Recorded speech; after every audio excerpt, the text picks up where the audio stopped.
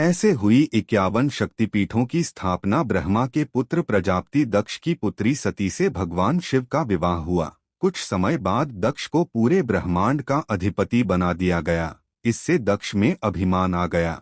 वह अपने आप को सर्वश्रेष्ठ समझने लगा।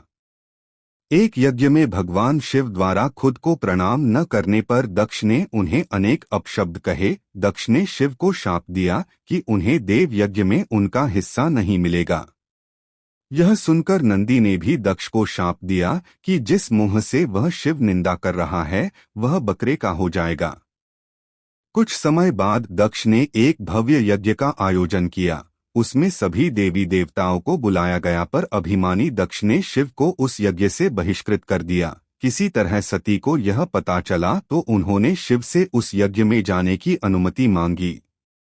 पहले तो शिव ने उन्हें समझाया पर जब वे नहीं मानी तो उन्होंने सती को वहां जाने की अनुमति दे दी। सती अपने पिता के घर पहुंची तो दक्ष ने उनसे आंखें फेर लीं। सती यज्ञ में शिव का भाग न देखकर रुष्ट हो गईं और सभी को बुरा भला कहने लगीं। यह सुनकर दक्ष ने भी शिव निंदा प्रारंभ कर दी।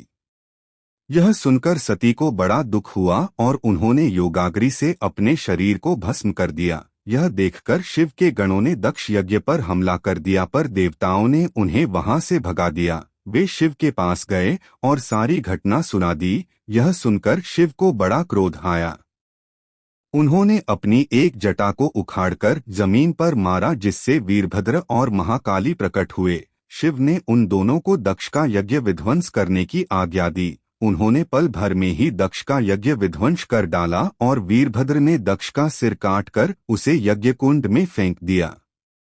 यह देखकर देवताओं में हड़कंप मच गया और उन्होंने शिव स्तुति प्रारंभ कर दी। उनकी स्तुति उन्होंने सभी को जीवनदान दे दिया और दक्ष के शरीर पर बकरे का सिर लगाकर उसे भी जीवित कर दिया। बाद में शिव की अनुमति से दक्ष ने अपना यज्ञ पूरा किया। अपनी प्रिय पत्नी के शव को लेकर शिव पूरे ब्रह्मांड में घूमने लगे। उनके प्रताप से सारी सृष्टि जलने लगी।